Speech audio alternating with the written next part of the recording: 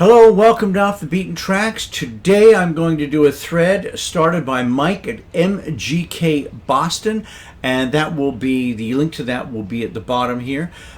He wants us to spell out Ireland, obviously for St. Paddy's Day, in records. And I'm just about to attempt to do that. I'm going to start with I, and I'm going to go with if. Now, if is a great jazz rock fusion band. Could be controversial, but I like these guys better than early Chicago. I just think they're a terrific band, especially the first three albums, but there's more than that. I mean, they're just, give them a stream, and I guarantee you'll be out looking for those albums, and they are not terribly expensive. R. I'm going to go with Rhett Miller, the lead singer and lead songwriter for the old 97s. And if you ever get to see the old 97s or Rhett live, please do it. I've seen them both, I've seen combined probably a dozen times, and it's always a great show. Rhett is the consummate entertainer and has a catalog of songs that few can match.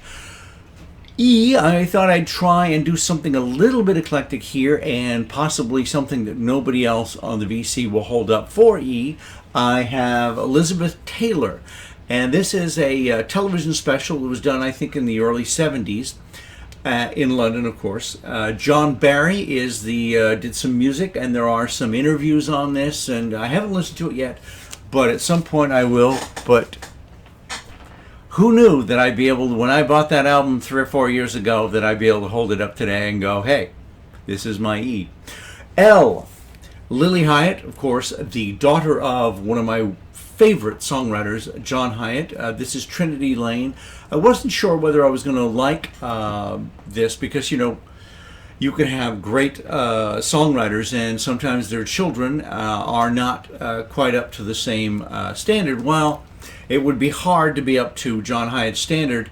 This is a terrific album. I just picked up a number of her other albums. I think they're on sale at the moment at New West Records, which is their label.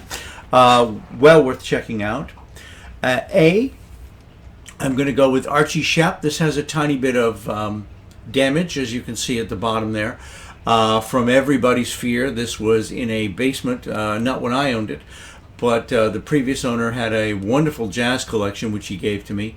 Unfortunately, there was some damage on some of the records from a flood, and he left them down there, and mold took over, and I spent a week cleaning mold off records, but it didn't damage them, and I don't regret a second of the time I spent cleaning those records because it was just a marvelous collection. Now I'm going to do N, and this is going to be one of my father's favorite entertainers. This is Nellie Lutcher, who was a jazz R&B pianist from back in the 40s and 50s and also a singer. And I'm going to go from one of my father's favorite artists to one of my daughter's favorite words, which is defenestration. If you don't know, that means the art of being thrown out of a window. And this is actually a double D because the name of the album is Dolly Does Windows.